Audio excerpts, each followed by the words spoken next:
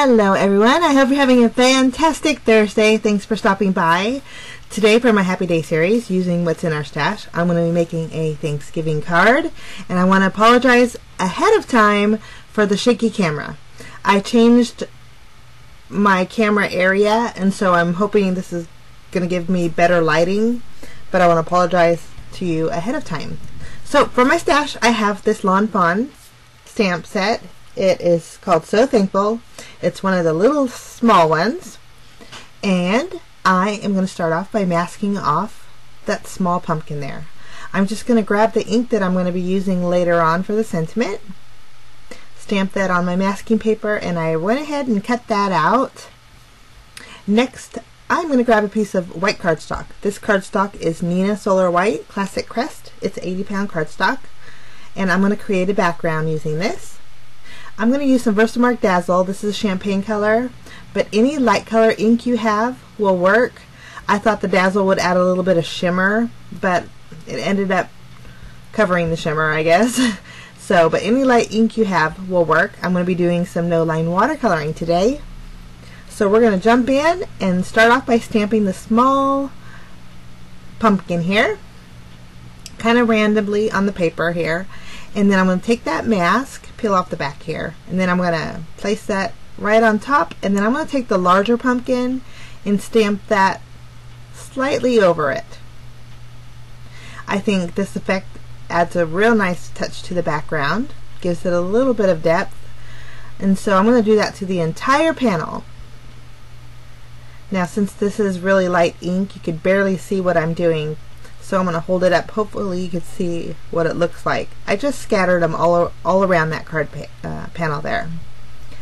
Okay, next I'm going to take that small pumpkin and stamp it on a separate piece of white cardstock and do the same thing to the small one. We're going to end up cutting those out later on. Okay, once my images are all stamped, I'm going to grab the little leaf and the little vine, and any open spaces I have on that panel, I'm going to fill in with those. Great little fillers for this background. I'm going to stamp the leaf on my pumpkins on this paper here. So we have a little greenery next to our pumpkin. Okay, today for my watercoloring, I'm going to be using my watercolor markers. Now, I'll leave a link below.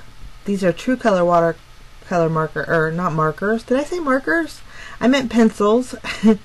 But the True Color watercolor pencils work great for me. I'll leave a link below to where you can check them out. Very easy to do, and I really like the effect that this gives.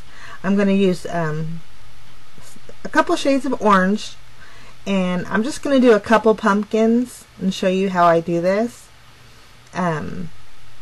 I'm going over the small one with a lighter orange, and then for the larger one I'm going to grab a darker orange and just basically shading it a little bit, following the lines on the pumpkin that we stamped. And then for the larger one, I wanted it to stand out a little bit more, so well, before I do that, I skipped to the leaves. I'm just using 2 shades of green for the leaves. And then for the stem, I'm grabbing the brown, and I'm just adding a little bit of brown to the top part of that larger pumpkin. And then to really make the pumpkin stand out, I'm going in with the red.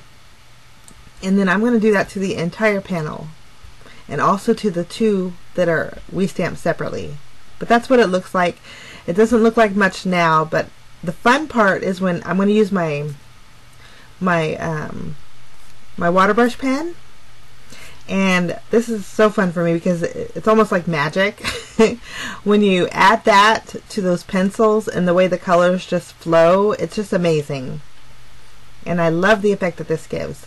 This is very easy to do, and I wasn't very particular on whether it stayed in the lines or not, but I love the outcome of this. Just finishing up those leaves. But this is always so fun to do, and I think it creates a beautiful background. So there's our background, and then those are little images. I'm going to take my scissors, and I'm going to fussy cut those 2 little pumpkins out. Once I have that done, we're just going to set both of those aside. Okay, now I'm going to work on my background panel. I'm taking a piece of white cardstock, and I want the top area, since it is a busy background, I want to tone it down by adding a piece of white cardstock to the top part there. I'm just using my tape runner and going to tape a piece right on the very top there. And then I'm taking a piece of brown cardstock from my stash and cutting a small strip out. I'm going to use my tape runner and put that right below the seam.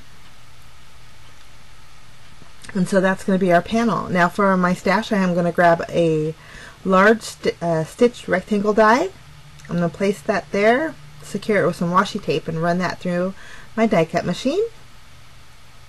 Lovely. I think it looks so pretty. Now once we have that done, we need some bells and whistles. So for this card, I'm not going to use sequins or glitter, but I am going to use some pattern paper. So from my stash, I have this leaf die. Real pretty leaf. I don't even remember who made it or where I got it, guys, but I've had it that long. I'm going to cut out a leaf from the green paper and then the brown cardstock. And then I'm going to cut out a circle with the brown, a circle with the white that's slightly smaller. And then I have a scallop circle. I'm going to take it, it's going to be smaller than the brown cardstock circle. I'm going to run all those through and cut each one of those out. Now once we have our images, we're ready to build our card here. I'm going to place that scallop circle on the brown cardstock. Just going to use my tape runner and secure it there. And then we're going to stamp our sentiment on the white circle here. Now the sentiment that came in this stamp set says, "So thankful for you." Now previously in a prior card, I guess I snipped that sentiment into two, which worked out good because I'm only going to use the "so thankful." So, but here you can see I separated them. So I'm going to place the "so thankful" on an acrylic block, and then using that Memento Rich Cocoa ink, I'm going to stamp it on the top portion of that circle here. Lovely. Now I'm going to arrange my little flourishes.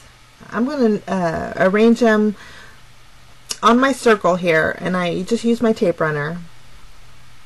And then I secured that to my panel, and then I popped up my sentiment and placed that in the center there.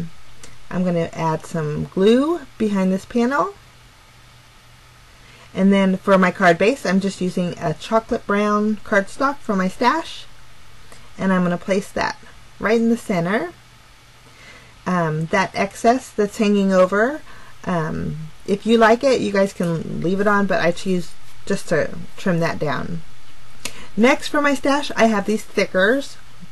It's from the Hello collection from American Crafts, and I am grabbing the 4 and the U. That way it completes my sentiment. It says, "So thankful for you."